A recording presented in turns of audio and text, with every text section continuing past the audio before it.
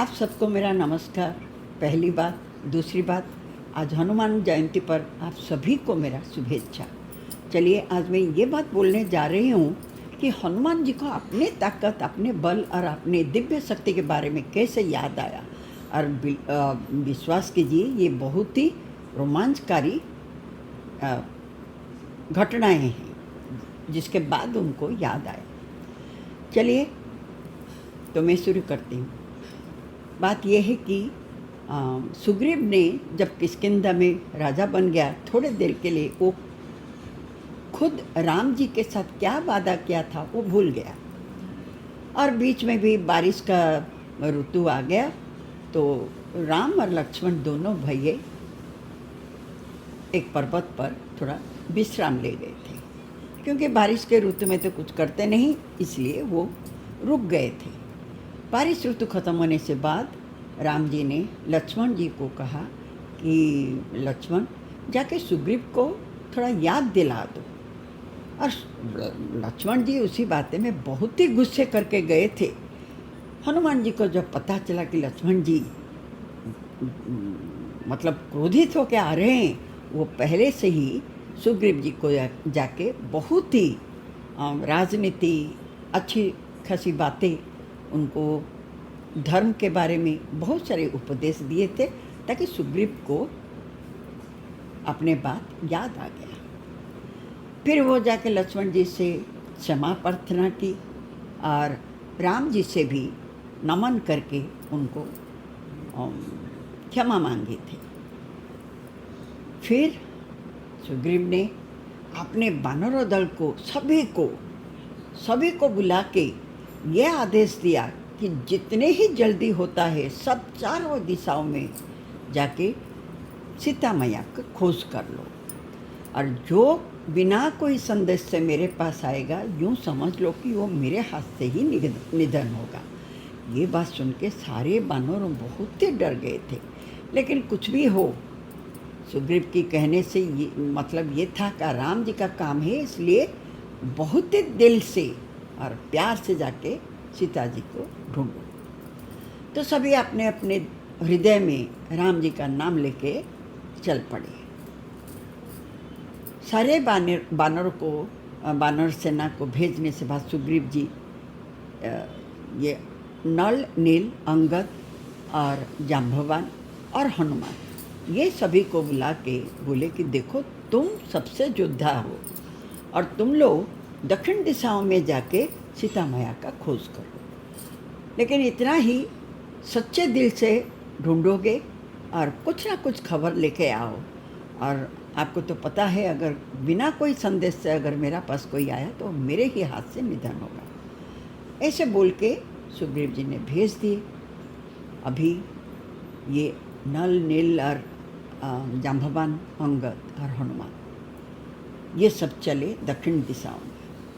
बहुत ही नदी, पर्वत और बहुत सारे स्थान अतिक्रम करने से बाद वो जाके एक पर्वत की चोटी पर पहुँचे दक्षिण दिशा में। उधर जाके पहुँचने से बाद उन लोग को इतना ज़ोर से, भूखे पैसे जा रहे थे, इतना ज़ोर से प्यास लगा कि अंगद ने एक टाइम पर ऐसा बोले कि देखो, हम लोग को तो भूख भी लगता है और प्यास भी लगता है हम दोनों ओर से मर जाएंगे। बिना संदेश लेके अगर जाएं तो सुग्रीव जी ने मार डालेंगे, और यहाँ तो खाने पीने के लिए कुछ भी नहीं है, लगता है यहीं पर हम मर जाएंगे। हनुमान जी को ये देख के बड़ा दुख आया। फिर वो पर्वत के चोटी के ऊपर जाके ढूंढे कि कहाँ पर कुछ पानी का संधान मिले। तो लास्ट में उन्होंने देखा कि धरती पर एक गुम्फा उनको दिखाई दिया, जहाँ पर थोड़ा पक्षी उधर से मंडरा रहे थे और बहुत सारे पक्षी भी गुम्फाओं के अंदर घुस रहे थे। उन्हीं को देख के हनुमान जी अनुमान किए कि शायद उसके अंदर ज़रूर पानी होगा, अगर पानी ना होता तो पक्षियों क्यों अंदर जाते हैं। तो इसलिए इन सभी को लेके वो गुफा के अंदर चले।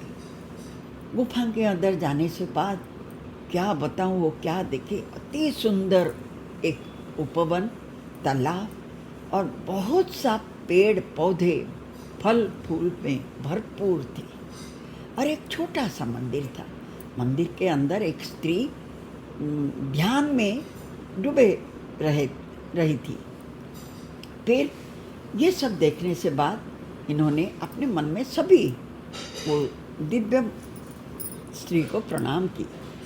फिर वो स्त्री अपने पास उनको बुलाए। जब हनुमान का नाम लिए हनुमान तो चौंक गए, सभी आश्चर्य होकर उनको देखने लगे। फिर वो बोली कि मुझे पता है आप कौन हो और कहाँ से आए हो और किस काम पे आए हो। चिंता मत करो, अभी एक काम करो, मैं तो चली प्रभु राम जी के पास उनका दर्शन के लिए।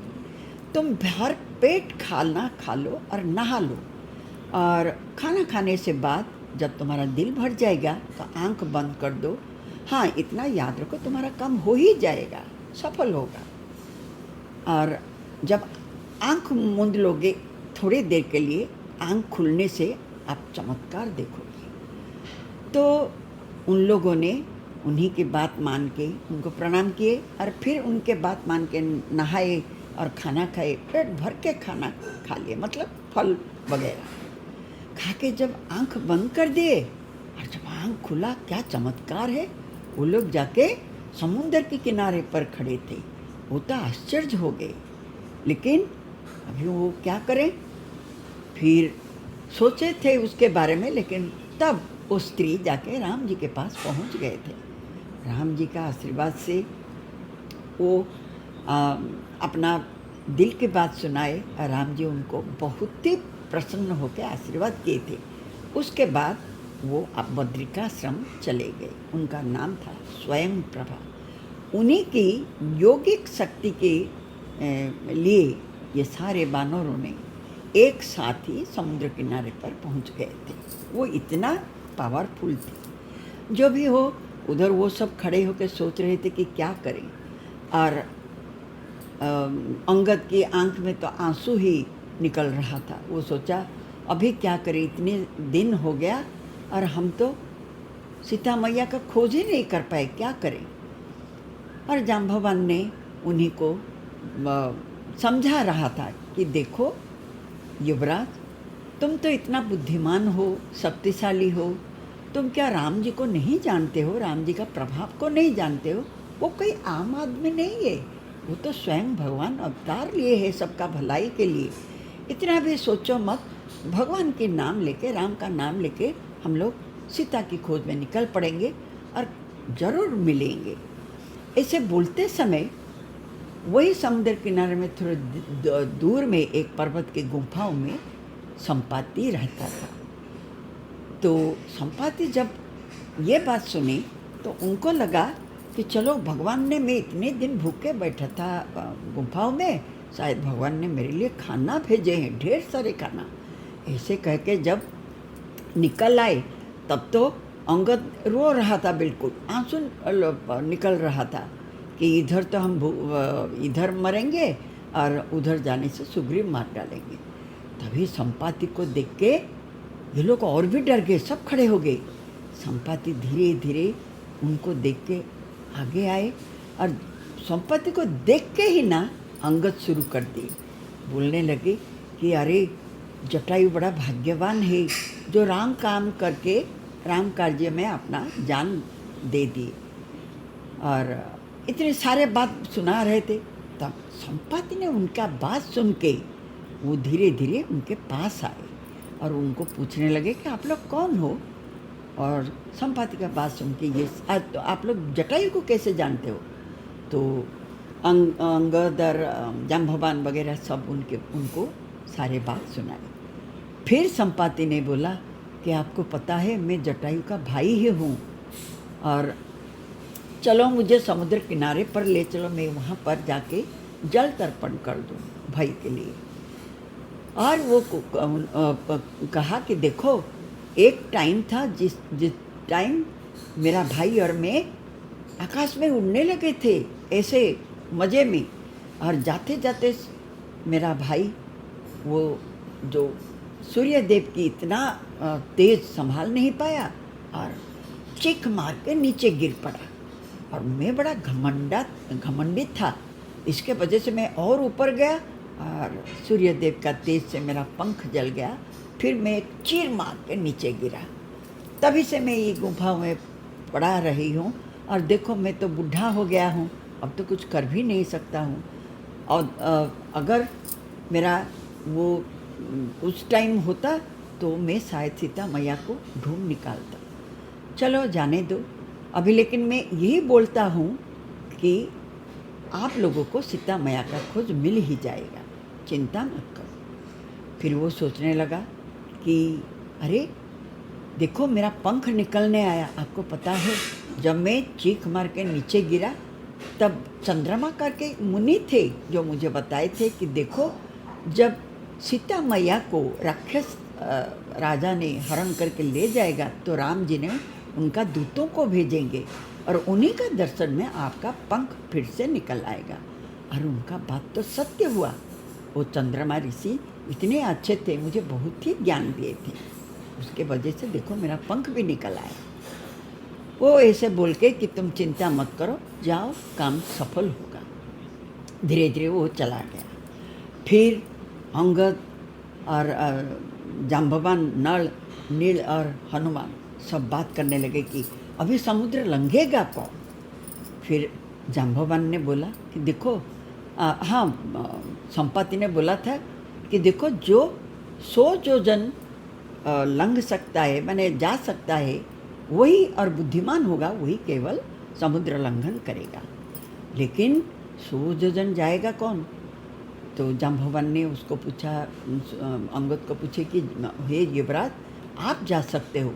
तो ये जाम्बवान ने बोला मैंने 80 योजन तक जा सकता हूँ, 100 योजन नहीं, और जा भी लूँगा तो वापस आने का मुझे पता नहीं। फिर जाम्बवान ने बोला हे हनुमान तुम क्यों चुप बैठे हो, तुम राम कार्य करने के लिए अवतार लिए हो, तुमको याद नहीं है क्या। आप ही ये काम कर सकते हो, आप ही बलवान हो, बुद्धिमान हो और राम का असली दूत हो। तुम्हारा अवतार इसलिए हुआ है कि तुम राम कार्य संपन्न करोगे। तुम्हें केवल सीता मैया का खोज कर सकते हो। अब चुप मत बैठो। और तुम्हारा तेज, तुम्हारा बल, तुम्हारा प्रताप वायु से भी अधिक है, मतलब उनका पिताजी से भी अधिक है। जैसे जाम्बवान उनको ये याद दिलाया, तुरंत हनुमान को लगा जैसे उनके शरीर में तेज घुस रहा, माने उनका शक्ति वापस आ रहा है। वो जब मन किया तो तुरंत उनको विशाल का शरीर हो गया, और जब मन किए तब छोटे बन गए। तभी उनको याद आ गया, क्योंकि वो पहले से अभिशाप मिले थे कि कोई अगर तुमको याद दिलाएगा तब तुम्हारा बल प्रताप फिर से लौट आएगा। तब हनुमान जी बोले कि राम का नाम लेके मैं तो सीता मैया का ढूंढ ही निकालूंगा। ऐसे बोल के सभी वानरों को बोले कि देखो रूखे सूखे कुछ खा के यहाँ बैठ जाओ, थोड़े दिन में मैं सीता मैया का खोज करके ही आऊँगा।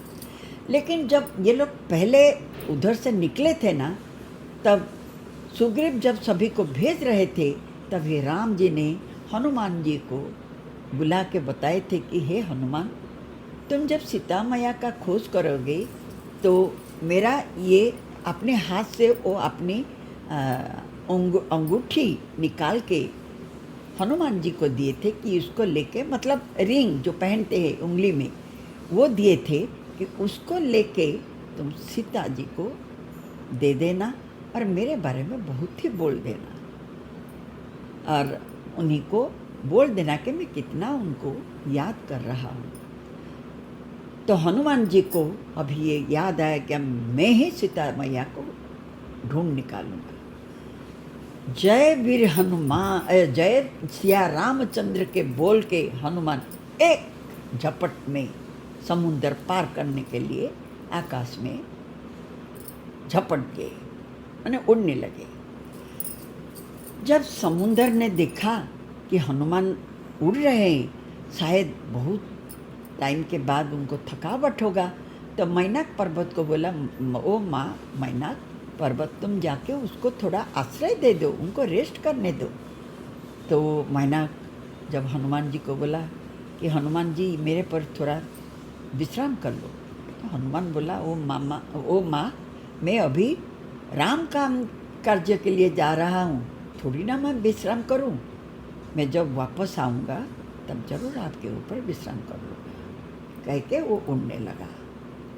और उसके बाद सुरसा करके एक सर्प को, माता को सारे देवता ने भेजे थे कि जाके हनुमान का बुद्धि थोड़ा परीक्षा कर लो, निरीक्षण कर लो कि वो कितना बुद्धिमान और बलवान है। तो सुरसा ने राक्षस के भेष में आके बोला, हनुमान जी को जब देखा तो उसने बोलने लगे कि तू कहाँ जा रहा है, मैं तो तेरे को खाऊंगा। तो उनको भी हनुमान जी बोले कि ओ मैया अभी मत खाओ, मैं जब राम काम करके वापस आऊँगा तब मुझे खा लेना। लेकिन वो नहीं सुना, वो बोला नहीं मैं तेरे को खाऊंगा बोल के वो अपना शरीर बढ़ाया। वो अगर 8 योजन तक बढ़ाया तो हनुमान 16 योजन तक अपना शरीर बढ़ा दिया। वो जब 16 योजन बढ़ाया तो वो 32 योजन बढ़ा दिया। ऐसे बढ़ाते बढ़ाते हनुमान जी तुरंत एक छोटा सा मक्खी के रूप होकर उनके मुंह में घुसे और निकल आए। तब सुरसा ने बोला कि अब मैं मान गई कि मेरे को भेजे थे सारे देवताओं ने कि देखने के लिए तेरा कितना बुद्धि है, और मैं मान गई तो कितना बुद्धिशाली है, बुद्धिमान है। ऐसे हो गया। उसके बाद और एक राक्षसी समुद्र के अंदर था जो परछाई देख के खा लेती थी।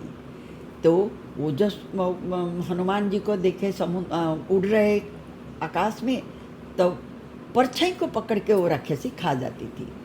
तो हनुमान ने उसको एक ऐसे कसकर चट्टा लगाई कि वो वहीं से गिर पड़ी। अंत में वो जाके समुद्र लंघन किए और एक पर्वत की चोटी के पर खड़े होके लंका का सौंदर्य निरीक्षण किए। त्रिकुट पर्वत के ऊपर लंका नगरी बैठा है, और जैसे जाम्बवान संपाति ने बताया था कि देखो मैं पक्षी हूँ, मैं देख सकता हूँ कि त्रिकुट पर्वत के ऊपर रावण का लंका राज्य है, जिसमें अशोका वन में सीता मैया राम जी का नाम लेके बैठे हैं। ये बताए थे पहले से।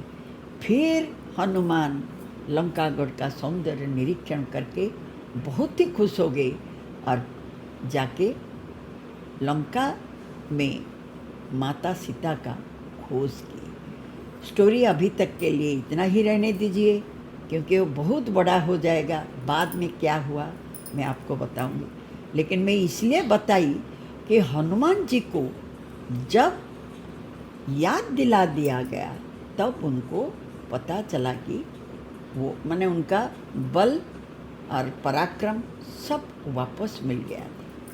चलिए, thank you so much. Once again I will meet you with some other story some other day. Well, if you have time, please visit my site jagalpa.com. Thank you.